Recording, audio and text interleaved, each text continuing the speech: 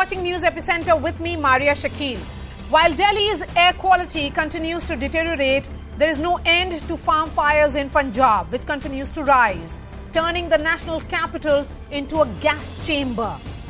After years of promising solutions, if they came to power in Punjab, the Aam Aadmi Party government is now claiming that stubble burning in Punjab has no impact on the air quality in Delhi, pointing the finger at farm fires in Haryana, adding that no aid has been delivered by the centre. In fact, for years, the Aam Aadmi Party has touted promises of providing financial aid to farmers to manage stubble and the deployment of biodecomposers as an alternative to stubble burning.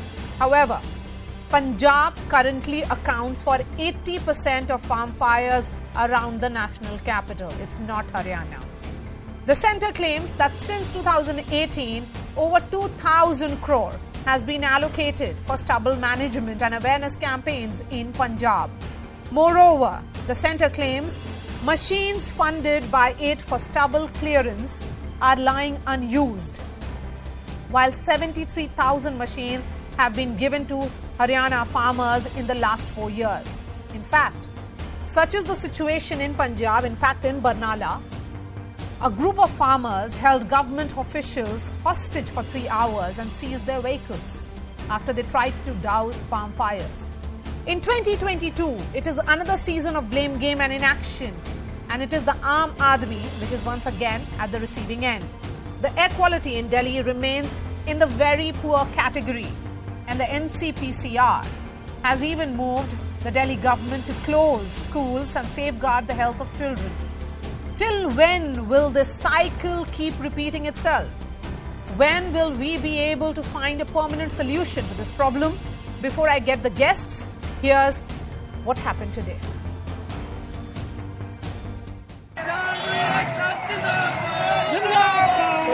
These images sum up Punjab government's failure to control farm fires raging across the state.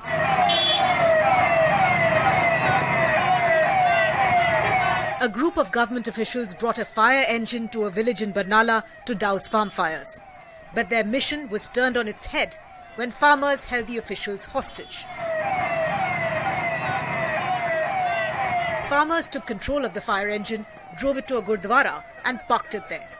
They finally let the officials leave after 3 hours.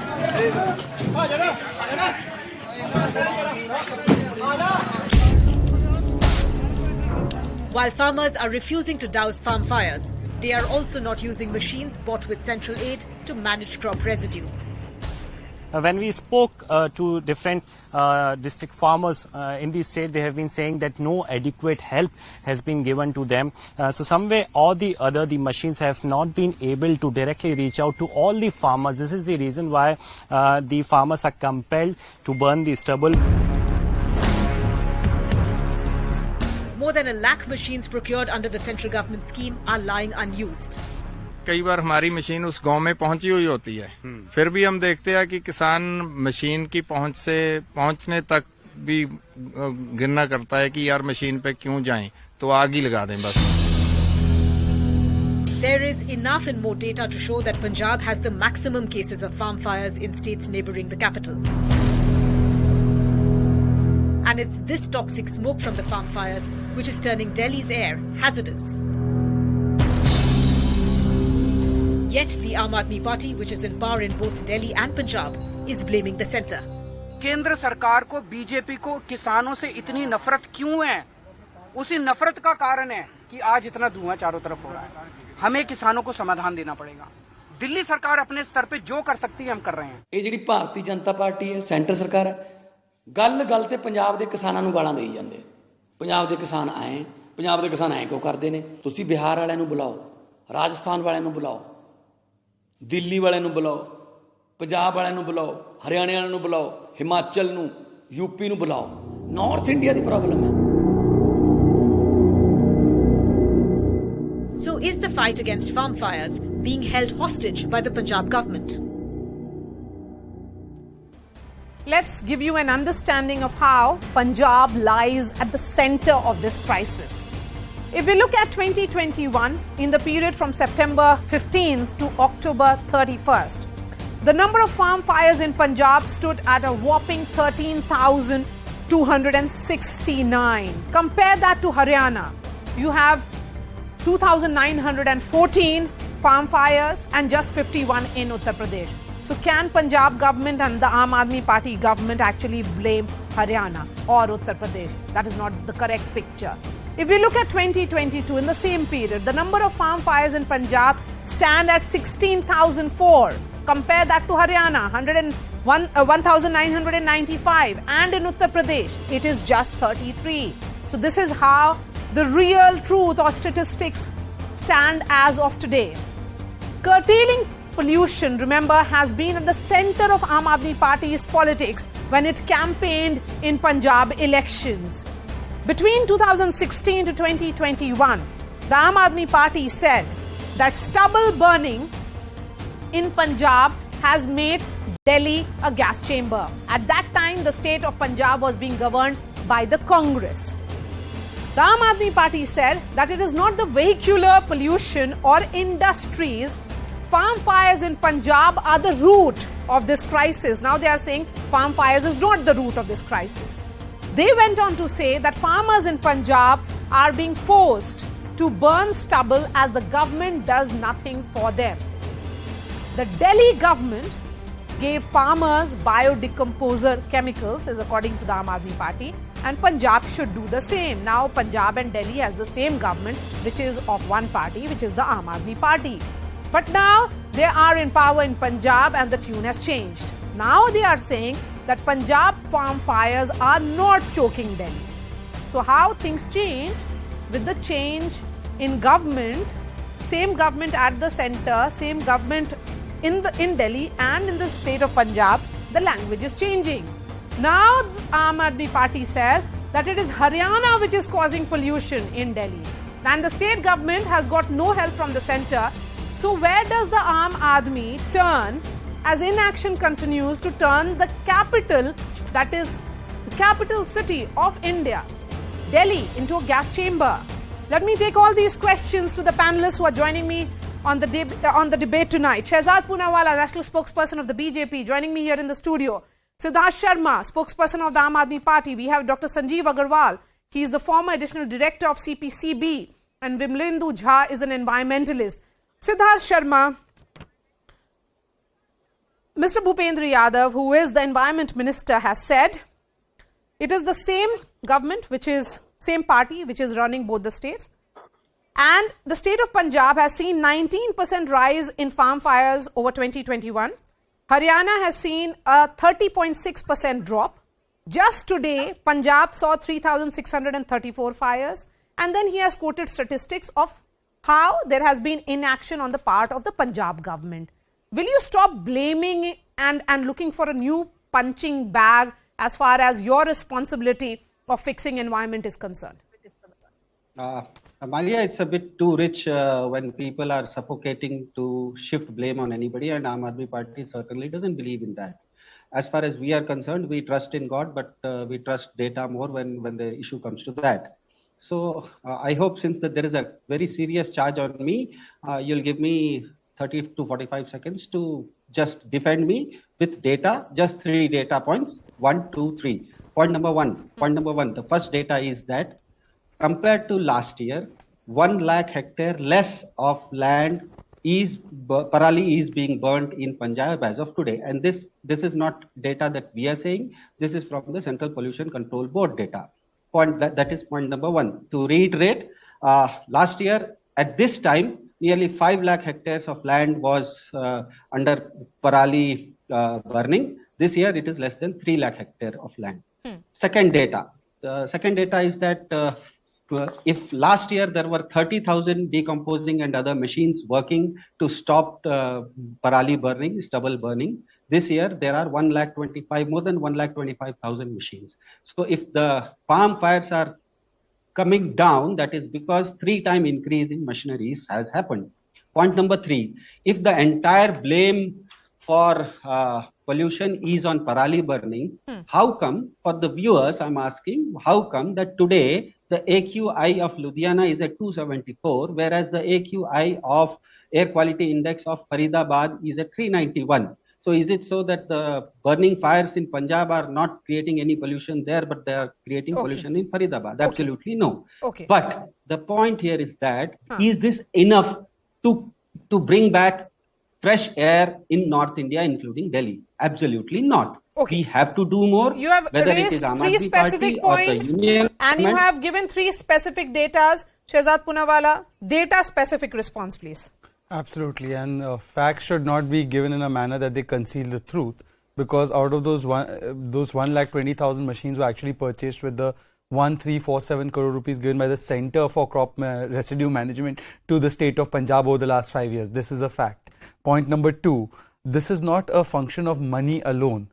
Mr. Kejriwal, by the way, first let's understand what is the real cause of pollution. Is it, as Mr. Kejriwal till last year said, that it was parali burning in Punjab? Because I have a statement of his dated 2018, and please hear this, this has been published in the PTI. Stubble burning in Punjab solely responsible for rising Delhi pollution. Is that the stand today? Because your colleague Nikhil, when he interviewed the Agriculture Minister of Punjab, Mr. Dhaliwal said, Punjab's parali has nothing to do with Delhi's pollution. So who is speaking the truth, Kejriwal or the Agriculture Minister of Punjab? Secondly, parali is responsible for pollution. But once again, I did not interrupt you. Let's have a factual debate. But it is 14 to 25% for a period of few days, right? Punjab's, by the way, this fact is not correct. The acreage of parali burning may have come down, but the instances of parali burning in Punjab have increased by 35%, and it has come down consequently in Haryana. So it's not a question of giving money alone. What happened to the biodecomposer that you are going to use in Punjab? We don't have answers about that. The fact is, for all year round pollution that takes place in Delhi, there are 3 or 4 causes which have not been addressed. One, the vehicular pollution. 2, for instance, the centre has given eastern and western peripheral expressways, but what has the state government done? 2, industrial pollution. How many, and I want specific answers, industries were shut down for pollution? 3, biomass burning. What has been done on that to tackle that? 4, what is the solution that you have come up with for the other causes of pollution like road dust? What about those vacuum cleaners that you're going to purchase? These main causes of pollution in Delhi all year round, and when the parali season also gets over, have not been addressed. And this is why Delhi is a gas chamber. And finally, just one last point. This thing that the centre has not helped. The centre has given almost twice the amount of funds to Punjab compared to Haryana and other states. The centre has given 1,20,000 machines, out of which 11,000 machines are missing, by the way. Where are those machines? So money unutilization is a charge that is coming your way. That 11,275 machines have gone missing is what the centre is saying. And also that last year 212 crore was left unspent, and that there is confusion in the Aam Aadmi Party government as to what really is causing this kind of pollution. Is this parali burning or stubble burning, as Mr. Kejriwal used to say till the time Punjab had his government, or will it be a different stand this time? Maria, first of all, let me congratulate the BJP spokesperson for agreeing that percentage acreage has come down as far as parali burning is concerned. Point number 2, he very clearly diverted the issue from parali burning, very cleverly diverted the issue from parali burning to the pollution in Delhi being because of vehicular traffic. And I agree to that. And that is why the Delhi government has come up with a red light on, Gadi off scheme, the plan, which has been stopped by the union government. Point number 1. Point number 2, as far as Shehzad very clearly said something about construction being a dust being a very big factor in Delhi. Yes, it is, a dust is a very big factor. That is the reason why Aam Aadmi Party government in Delhi yesterday stopped the construction, and incidentally that construction was happening on the BJP headquarters, and we have also fined them. So the issue here, and as far as the money issue is concerned, that is the key thing. The key thing here is that the Modi government has always been anti-farmer. It came up with anti-farmer laws. Anyway, the farmers protested, and the union government retracted from the farm laws. Now, in this very program, in the last segment, I clearly said that is this enough? No. For more to happen, we have to help the farmers. And for that, the Delhi government let me ask that question, because Shehzad, quickly, 20 seconds response from you. And then there are others as well. Yes, okay. What has happened there? At least let's not have sound pollution. We already... a scheme of of giving an incentive to the farmers to stop completely stubble Fine. burning, Fine. 1,000 rupees, and we are asking the central government Yes. to come up with a matching grant. We'll keep of the 1,000 noise rupees low. from their Okay. end. Yes. Go ahead. So Sir. let's address this one by one. Today has Let's not address this accepted one and second, sir. Now, this can we? offer. That is my submission. I have Okay. heard you. Yes. First of all, sir, I think you are suffering from selective hearing, which can be a function of sound pollution. I am asking you first, can you tell me officially whether Mr. Kejriwal is right when he says Punjab Parali is solely to blame, or is he wrong and your agriculture minister is right that the causes of Delhi's pollution lie in Delhi? Because he said today to Nikhil Lakhwani that, look, my Punjab's Parali is not responsible. So you clear that confusion out and let us breathe free air. Please, sir, don't interrupt. I heard you out. Sir, I heard you out, Maria. Maria, it can't be a one-sided dignified debate. No. This is not the way. Siddharth Sharma, you This have is to not the way. listen to him now. You have to be Yes. patient. Yes. Secondly, the Haryana government has not got any extra funds from the centre. The Haryana government has made arrangement for its farmers at 1,000 rupees per acre. How much is the Punjab government? If Punjab government truly feels that it is a function of money that needs to be given, and the centre is a big bad wolf that's not giving you the money. Although we've paid for your machines, we've paid and we've given you more funds. How much money have you given? And let me give you another statistic. DPCC, which is the central body to tackle pollution, out of 344 members, 187 positions are vacant. Is this centre's fault? Also, Green Fund collected by Delhi government, 1,300 crores, only 280 crores spent in the last 6 years. You have 800 crores. Why don't you spend that money onto the Punjab farmers and save the people of Delhi if you think this is a function of money? And thirdly, sir, wo biodecomposer ka kya hua? Because I have Mr. Kejriwal's tape where he says, देखिए जी, अब हमारी सरकार पंजाब में आ जाएगी, सब जगह बायोडिकम्पोजर डाल देंगे और फिर वो सारा कुछ हो जाएगा. बताइए ना सोल्यूशन क्या होगा उसका? या फिर कोई सोल्यूशन है ही नहीं इस पर. Vimalendu Jha, come in on this. Center versus state, state versus state, something we have been debating, Vimlendu, you and I, for the last few years. And again, this it's become like an evergreen, unfortunate story. But let's not forget one statistics. Absolutely. While we look at, the statistics being thrown by one party or the other, the Chief Minister of Punjab has, in his own turf, which is Sangrur, I'm going to give you a statistic. Last year, September 15th through November 2nd, farm fires in Sangrur stood at 1,266. This year, they have shot up by 139%, rising to 3,025. Vimlendu, who is to be blamed? Explain to us. First, Maria, I don't know how tired or frustrated you are. I am very tired, frustrated, and angry with this, with having this conversation with you again and again and again, year after year.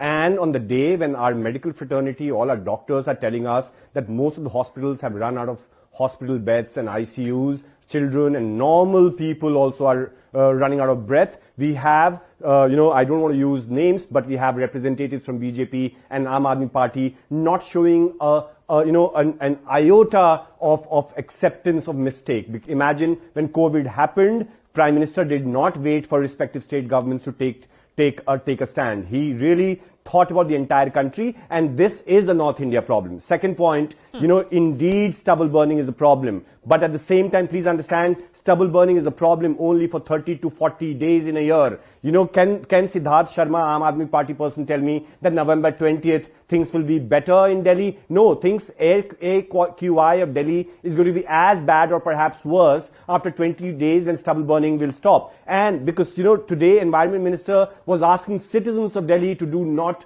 do this and that. Where's the responsibility of our state government? Where are our public buses? Where are our dust cleaning and water sprinkling machines? Everything is missing, and we have these loud-mouthed spokespersons of political parties who are actually in government. They are responsible for every child who is entering the ICU today, this night, tomorrow, and all of this week. And here they're throwing some data or the other on the citizenry and making a fool out of us. It's a public health emergency. 1.5 million people die. Shehzad and Siddharth, please understand, this is not about election. It's a collective responsibility, and indeed, it's the dishonesty and mischief of Aam Aadmi Party in Punjab and in Delhi, and indeed it's a reluctance and politicking of central government when it doesn't want to come and take charge of this situation when the state governments have completely failed. Indeed, state governments have failed, but it's actually about the entire airshed. North India is polluted, and Delhi is, yes, by the way, Delhi's problem. If it is a North India problem, because of Delhi, then solutions have to be sought. And what is being done if the states are failing? Then what is being done? Is the centre now thinking of formulating a solution? Before I seek all those answers from the politicians, a quick word from you, Dr. Agarwal. We have heard about these decomposers. We have heard about fire. My question is that farmers have to be given affordable way to prevent and perhaps stop stubble burning. If those machines are reaching them, or perhaps not reaching them, because there are multiple reports that are coming in which shows that several machines have gone missing. That's what is being claimed by the central government here. Unutilization of money as well. My question to you, sir, is that if you have a very complicated machine, perhaps the farmers will not know how to use it. Madam, you listen me. First of all, I think the whole game is that become political. I don't agree. I don't agree that the points mentioned by many people here. What I will say that quickly I will mention you that I have started my work in 2003, and I found that the Punjab is burning a horrible means the burning of fields are very, very high, and then NASA has given the data that the airshed is one, and that is basically the air is coming from there. And that is true. And we have got so many pictures before my superannuation. I have got these pictures, and we got all the proofs. So I think we should not play with the people of India, citizen of India. We should not blame to each other. I think this is the right time now. We should not go for burning of parali.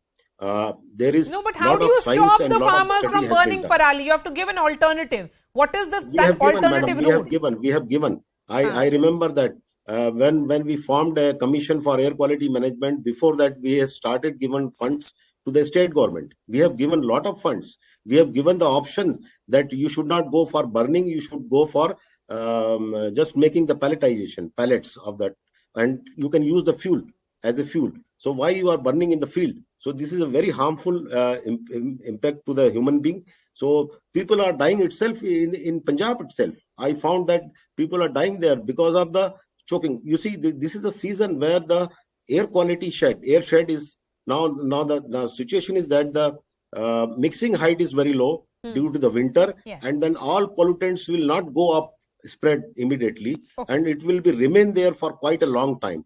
So this is the thing that we should not, I think, blame to each other. I don't think so. We should make it a political. And since it is political, let me go back to the politicians on the panel. Shehzad Poonawalla, Siddharth Sharma. Siddharth Sharma, can the Aam Aadmi Party sound a note of that? Let's come together. Rather than putting a blame on Haryana or putting the blame on the centre, if there is a solution that is needed, then all the players and the stakeholders must come together. Can that cordial note be sounded by you? Yes, of course it should be, and it's a very good suggestion. And right here on the national television, folded hands, we are asking that just like there is a Kaveri, if you remember, there's a Kaveri water dispute between Karnataka and Tamil Nadu, and the Prime Minister chairs the arbitration panel. So since this is a pan-state issue, it includes Western UP, it includes Haryana, it includes parts of Rajasthan, it includes Delhi also. Because in 5,000 acres of Delhi also there is agriculture going on. So since this is a pan state issue, I think the Prime Minister, with folded hands, we should be asking the Prime Minister to intervene here, make all the people sit together, and just as the experts in this panel very rightly said, there are solutions. The problem is those solutions cannot happen in isolation. If Delhi just as a matter of fact, if Delhi has 5,000 acres of agriculture, the entire 5,000 acres of agriculture land today, there is the biodecomposer is being used. There is no parali burning happening in Delhi. But that doesn't solve the problem. If Punjab also stops parali burning tomorrow entirely, still Haryana would be there, Western UP would be there. So I think the Prime Minister has to, just like on national television with folded hands, again we are asking that the Prime Minister should intervene in this matter. Will the centre play make all the state governments sit together and come up with a holistic solution? I don't think there's no solution. Maria, if I may, will centre play the there is no need for folded hands in a country which is governed by a cooperative federalism spirit. There is actually an state meeting that happens every second week or every month, and in fact the centre has been writing to each of the states right from the beginning of this year, and therefore some states which have, in the name of cooperative federalism or in the name of cooperative accountability or collective accountability, we can't forget the fact that some states have acted. Haryana managed to reduce its stubble burning down by 33%. Punjab has not. What is the reason for that? We need to fix the accountability of that. The centre's role, let me just give you now, Maria, please, I did not, I heard now. This is not the way to debate at least at 10:30 in the night. Every statement of mine is interrupted by an Aam Aadmi Party. Siddharth Sharma, yes. Okay, the centre, let me, Maria, this is not, Maria, I will leave this debate. Magnanimity, no. Magnanimity, I am coming to that. But Maria, why am I not being allowed magnanimously to make my point? Yes, please go ahead. The centre, let me tell you what they did just for Delhi. Vehicular pollution. Eastern and Western Peripheral Expressway built by whom?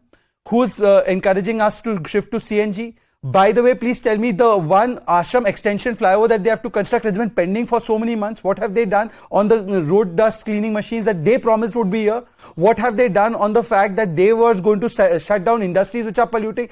Can we list 5 industries they've shut down? The point is that Haryana acted. Other states acted, and also in Punjab this is an issue not just of a function of money, but it is about cropping pattern and cropping techniques. How come this is not such a big problem in Uttar Pradesh? How come this is not anymore a big problem in Haryana? It is a problem in Punjab because the state government there believes more in spending on advertisement than taking concrete steps, and therefore I ask, of course we as a centre are taking all the steps, but the problem is that Mr. Kejriwal and Mr. Bhagwant Mann don't seem to have the solutions except for transferring the blame on somebody else. My limited question, one question. Can I ask a question of accountability from this government? Or in the name of collective responsibility, no accountability? That is a fair point. That's a fair point. Just one question. Yes. If it is about accountability, you have to be held accountable as well, right? Siddharth Sharma? No, with folded hands, Maria, with folded hands, I'm asking him, out of the 1300 crores meant for the Green Fund, 280 crores was spent. Where is the rest of the money? In advertisements? Why hasn't that money been used? How many new buses have been purchased, DTC? Please tell me. Mr. Sharma, we gave the metro and the centre has given the metro. Where are the buses? As far as advertisements is concerned, please don't worry about it. Across the nation, on every petrol bunk whose photo is there on the advertisement, everybody knows. So you are a state government who uses Punjab's money to advertise Delhi's so-called work in Karnataka. So I don't think we need. But this is not the debate. Please answer the questions you're accountable for, sir. Ask for magnanimity. Aam Aadmi Party showed its magnanimity. You are still in the blame game. This is magnanimous. Now, as far as if the blame game has to happen, I'm asking you a very clear question. Okay. I want to understand from Vimlendu Jha. Yes, in the name of collective responsibility, you cannot run away from your accountability. That is also a truth. That is a fair point. No, Siddharth Sharma. This kind of debate is not helpful. It's not helping the citizens of Delhi. The point here is that yes, it's good to talk about collective responsibility, but what about the accountability of the Aam Aadmi Party government? They cannot run away from that. Vimlendu Jha, I want to understand for my son, who should I hold accountable? A little 10-year-old is getting worked up because of the gas chamber that we are living in. Maria, I am not able to hear you properly, but if you're asking about who is accountable, yes. It is, if that's your question, everybody is accountable.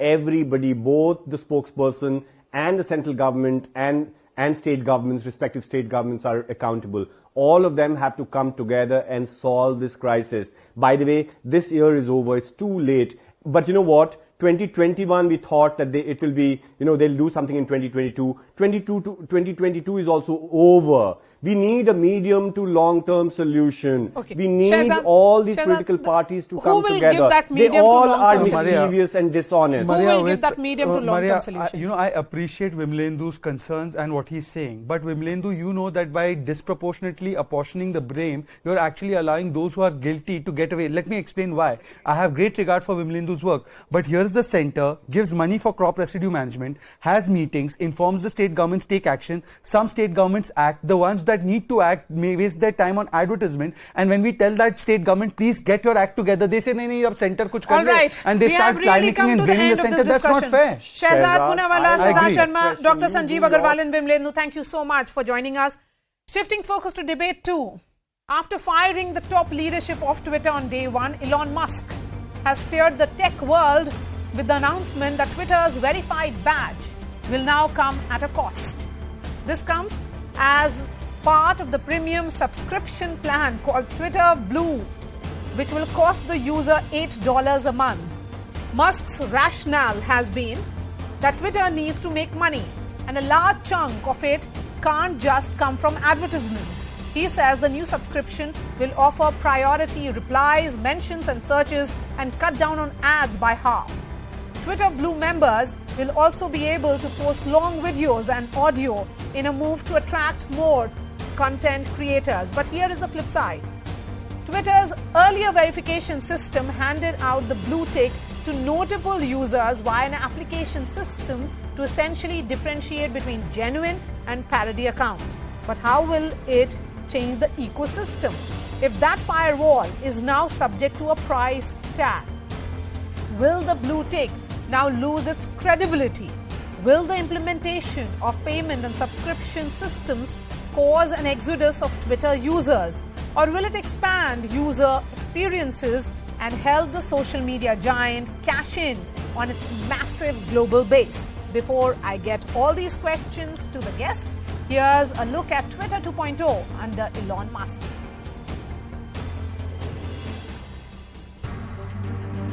It's official. A verified badge on your Twitter ID, better known as the blue tick, will now cost $8 a month. Twitter's new boss, Elon Musk, spelt it out in a tweet on Tuesday, hitting out at what he called the current lords and peasants system and dubbing the $8 a month charge power to the people. He also had a message for critics: please continue complaining. Responding to feedback, Musk said prices will be adjusted as per a country's purchasing power parity. People with blue ticks will have multiple benefits, which include priority in replies, mentions and search, which is essential to defeat spam and scam, the ability to post long video and audio, and half as many ads. The buzz around a fee for the blue tick has sparked intense debate. Many say it's not worth paying for and questions the idea of a reliable tweet. Others argue there's nothing wrong in charging for it as a revenue earner for the company. The price tag had drawn a response from none other than best-selling author Stephen King, expressing disappointment. Mr. King lashed out in a tweet, saying Twitter should pay him, and saying he'd be gone like Enron. The Enron mention obviously refers to the epic fall of the major US corporation after years of rapid growth. Musk did respond to King, saying Twitter can't rely on advertisers, even asking if $8 would be right. He also termed it the only way to defeat the bots and trolls. The decision is made. Want a blue tick on your Twitter ID? Pay $8 a month. But the debate continues. Why a fee for a blue tick is justified versus the concerns raised, and how it may actually end up harming Twitter as we know it. So here are the arguments on both sides of the debate. Those who are for blue tick and the payment for it say it is a legal business model, while the counter is that it dilutes the qualification for a verification badge. Remember, there used to be a proper procedure that used to be followed for any kind of blue tick or the verification. Those in favor of the price tag are saying that it will prevent identity theft and cloning. But the counter then is that it will open the floodgates of an exodus to other platforms. coup then benefit?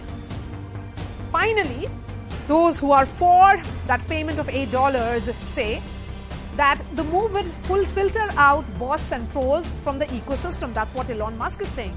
But the counter is that it will weaken the credibility of tweets from verified IDs. So it will be verified IDs without any checks or verification process, and IDs that we know otherwise as well. So what will be the difference between the two if it's about $8 a month?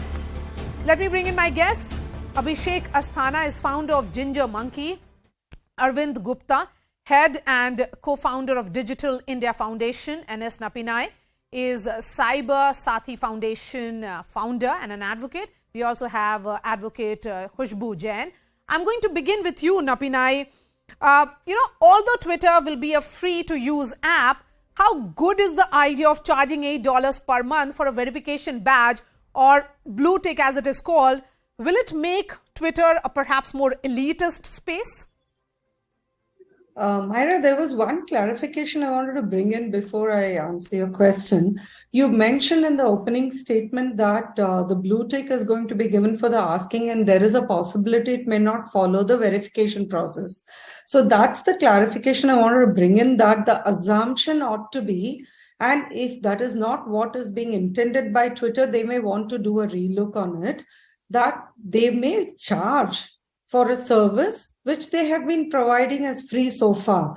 But that does not mean they can do away with the verification process, because the very idea of offering that service for $8 means that they are doing the procedure mandated for verification. So it's not about earning $8, it's about providing a service for $8. And that service is about actually doing the verification. So the actual verification process cannot be done away with, irrespective of whether it's free or paid. Okay. And as far as whether that's creating an elitism, if you look at Elon Musk's statement, what he seems to be saying is that earlier the blue tick was elitist because it was being given out to celebrities, whereas now anybody can have it. That seems to be more of a democratization process, where if you believe that you want a verified account, you will pay for that service and take it. Again, I repeat, that doesn't mean that the actual verification process can be done away with. Okay. So the verification process, we still do not know whether the same verification process will be followed, Arvind Gupta. We have often seen that people are unwilling to pay for media subscriptions and even content on OTT platforms. Some platforms that charge for value-added content struggle to get subscribers. Do you think this will lead to Twitter moving away its people, or will it really create revenue stream from users on this account? So I think you have to look at it. First of all, what Napinai said is very correct. The process dilution is not what they have actually talked about. The verification process still remains as strict as possible, but they're trying to say, hey, you are followers. You are these people who have a lot of influence. You pay for using our service. And with that, it could be, there'll be a little bit of, service level agreements or some kind of servicing that will come along with that, I hope. But more than that, what it also does is it's saying that, if you see the 400,000 odd verified users that Twitter has, a lot of it is media houses, a lot of it are actual influencers, athletes, many people, social media people or creative economy people, they're actually finding ways to already monetize their Twitter following. So what Elon Musk is saying is, hey, this is a way for me to also ask for a pie, but for a consumer, for 99.5% of the consumers, this remains free. And I think that is the game that I think he's trying to say, that it is your news, your content. If you're spreading, you think about a news organization. Arvind Gupta, how will it really help increase engagement? That's what also Elon Musk is promising, that you will have better engagement. Yes. So how will it really do that?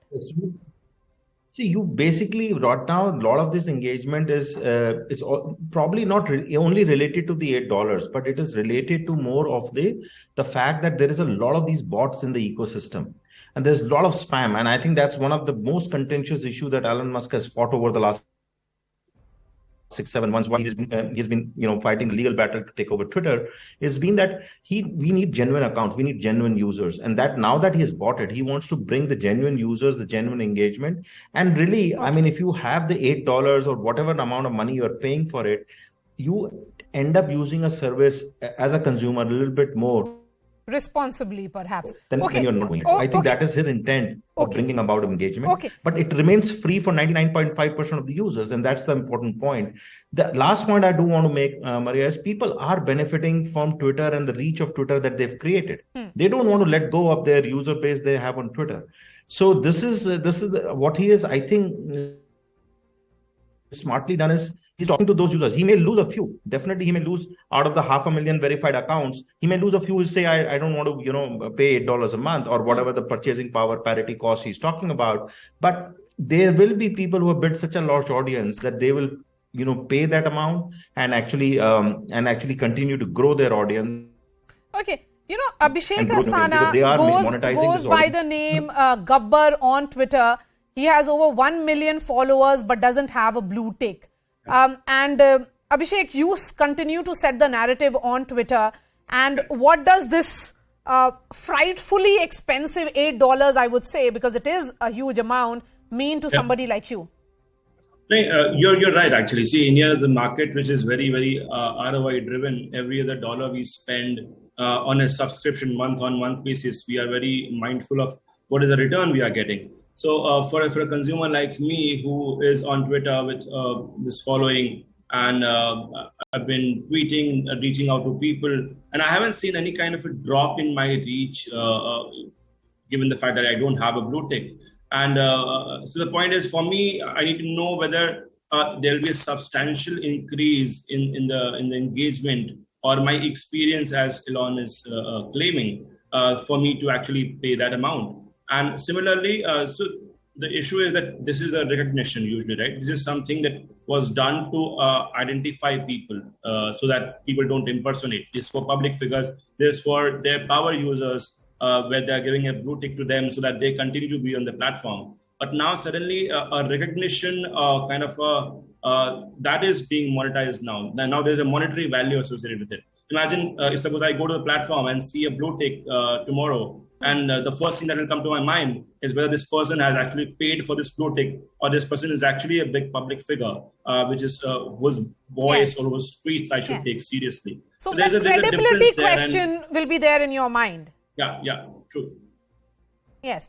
So Khushbu Jain, I'll take that thread a little forward.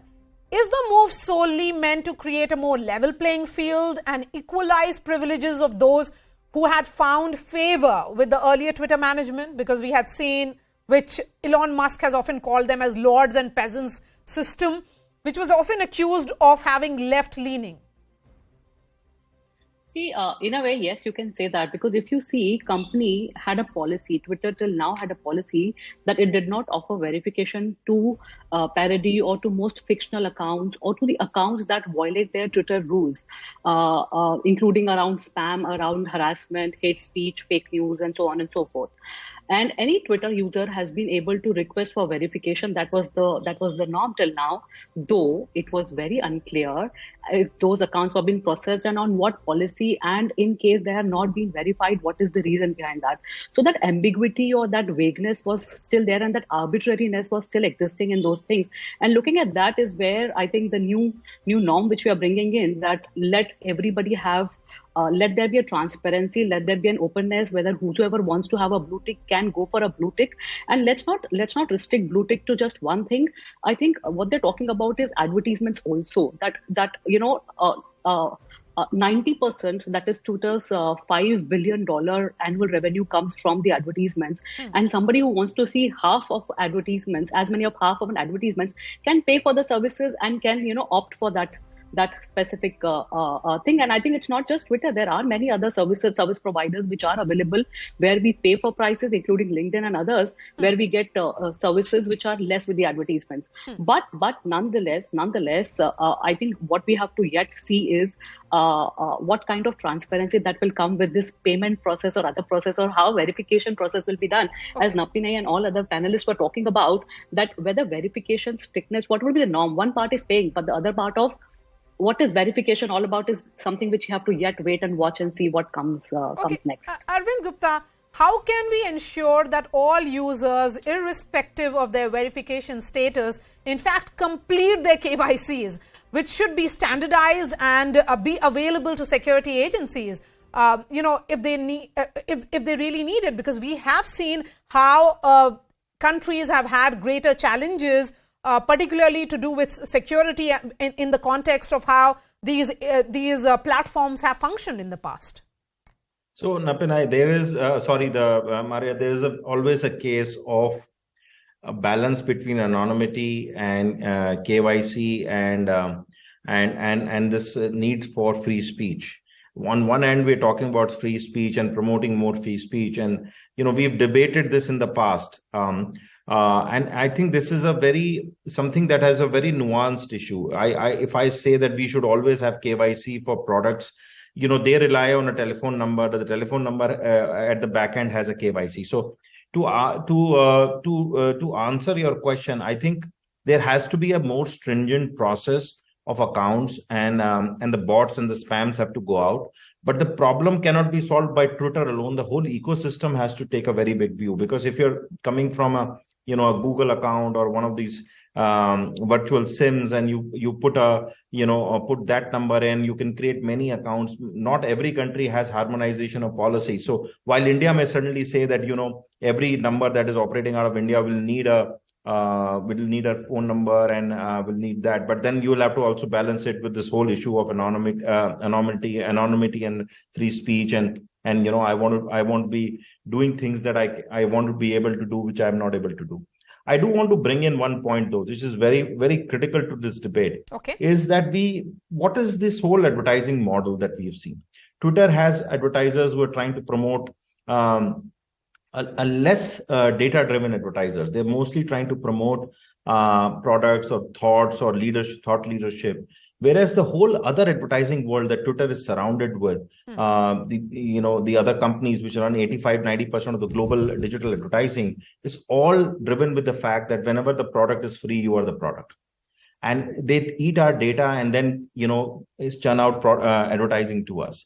I do hope, I'm not saying this will happen, I do hope by creating these revenue streams, Twitter will really lead, and Elon Musk, I hope, can do that, will lead by ensuring data privacy, this whole thing of users, and the privacy of users really gets taken care of, the consumer rights get taken care of. So I think this whole innovative approach that Elon Musk is doing is to bring about more revenue streams, so that he's less advertising dependent and more dependent on the actual power user. So I think that's a very, very, that's none of us are oracles who can predict what's going to happen. Yeah. I was part of the Web 1.0 revolution, by the way. I'm dating myself, when the Hotmail there was a competing company to Hotmail, and they tried to charge $1 a month for using email services, which suddenly the consumers, that, as Khushbu is saying, shifted from that service to another one. The fortunate thing that today Twitter has is it doesn't have a similar platform of this nature and this scale globally that is there. So I think it's a calculated risk. It's a risky move. It's a calculated risk. One will have to see how it plays out. Okay, so Napinai, the idea of giving a secondary tag to public figures and politicians creates a class within a class.